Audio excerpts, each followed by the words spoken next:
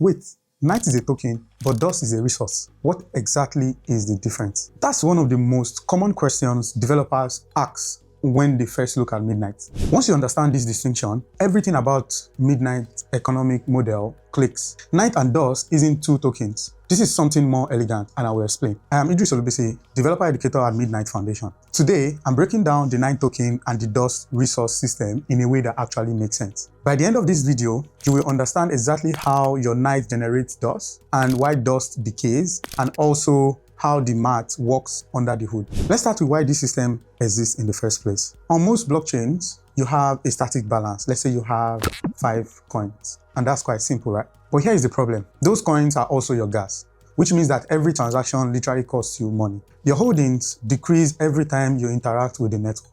And when network gets busy, the gas prices spike. Do you remember paying $200 to mint an NFT or even $50 just to swap a token? Yes, this creates a terrible user experience. You are constantly calculating, is this transaction worth the gas? But there's a different way to think about it. What if your balance changed dynamically based on time? What if holding tokens gave you perpetual access to the network? Sounds interesting, right? Let's talk about the best way to understand the Midnight system. Night is like a solar panel. It's a valuable asset that you hold. While dust is like electricity, it represents the computational throughput, which is the gas that is generated by your solar panel. So you consume the electricity, the dust in this case, as a gas to power your operation on the network. Unlike standard cryptocurrency where you have a static balance, your dust balance changes dynamically based on time and the status of your Night tokens. This is the core innovation. Night is the token and then dust is the resource. They work together,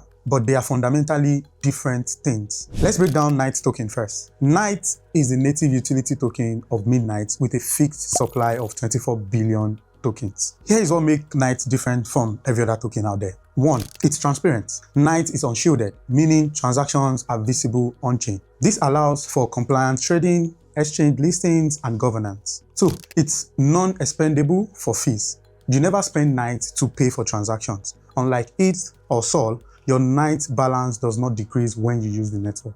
3. It generates dust. The primary utility of holding Night is to continuously generate dust, and more Night equals more dust capacity. 4. Governance and block rewards. Night holders control protocol decision, and block producers earn Night from a pre-allocated reserve. But you might ask, where does Night live today? Night launched on Cardano in December 2025 as a Cardano native asset. Today, if you hold C-Night on Cardano and register it, the Midnight partner chain observes your UTXO activity and generates dust accordingly through the cross-chain observability palette. So once the Midnight mainnet launches, the Night supply will be mirrored onto Midnight Ledger, creating a single multi-chain asset where tokens can only be unlocked on one chain at a time. Now, let's talk about dust. This is where it gets interesting. Dust is not a token. It's a shielded capacity resource. Dust operates as a resource credit system for Midnight. What are some of its key properties? 1. Shielded and non-transferable. Dust is a shielded capacity resource only for gas. You cannot transfer it between users. This prevents speculation and ensures dust is used for paying transaction fees alone. 2. Dynamic capacity. The available gas in a dust UTXO is dynamically computed and derived from an associated Night UTXO. Your dust balance isn't static. It's calculated based on time. 3. Growth and decay. The computed value grows over time to a maximum based on your Night UTXO. But once your backing Night is spent, the dust decays to 0. Each dust UTXO has a commitment inserted into a market tree upon creation, and a nullifier is inserted into a nullifier set upon spending. So the system has 3 key parameters. 1 is the Night dust ratio, which is 5 billion per star.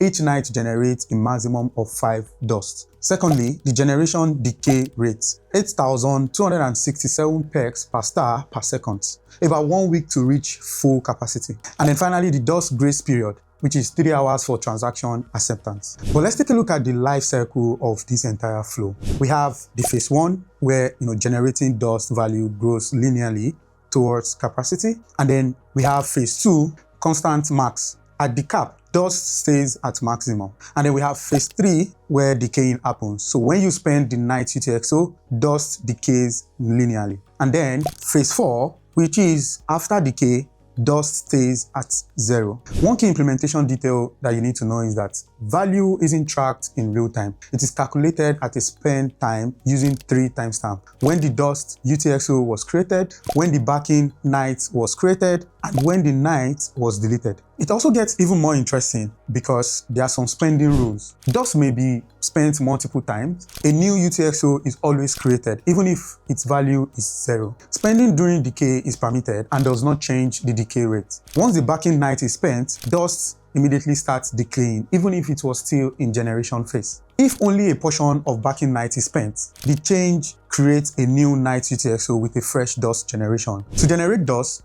you need to register your night, which is very important. Since dust and night use different keys, a registration table links night public keys to dust public keys. That means a new dust UTXO is created if and only if a night UTXO is created and its key has a table entry. So because dust usage is shielded, the value is computed for transaction creation time and not block time. The protocol itself defines a 3-hour grace period where a transaction is accepted and if its timestamp is within this window. In practice, what that means is that wallet handles registration automatically. You just hold night, designate a dust address, and the generation starts. You might be wondering why go through all of this complexity of generating dust, holding night, and all of that.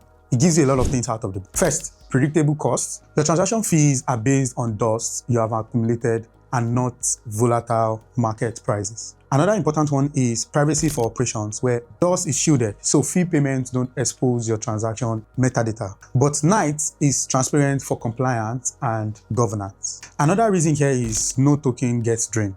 Your night holdings stay intact while you consume the dust as a resource. Another interesting one is spam prevention. Dust is non-transferable, and that means that it decays over time, which prevents hoarding and any spam attacks. Then finally, DApp subsidization. Developers can hold night and generate dust to cover users' transaction fee, and this enables gasless experience. It's important to know that night is your capital asset.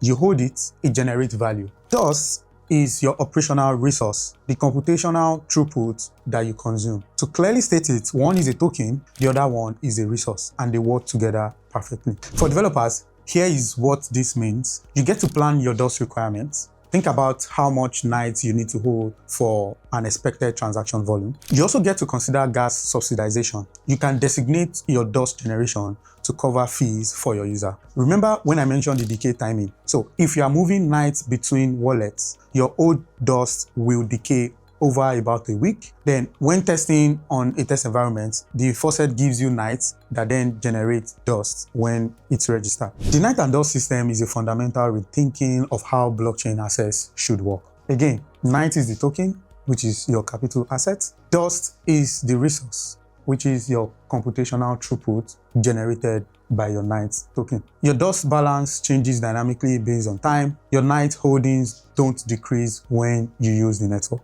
If you're interested to learn more, I have different links in the description to our documentation, the Dust architecture blog, and the specs on GitHub. If you have any question, drop them below. See you next time. Bye.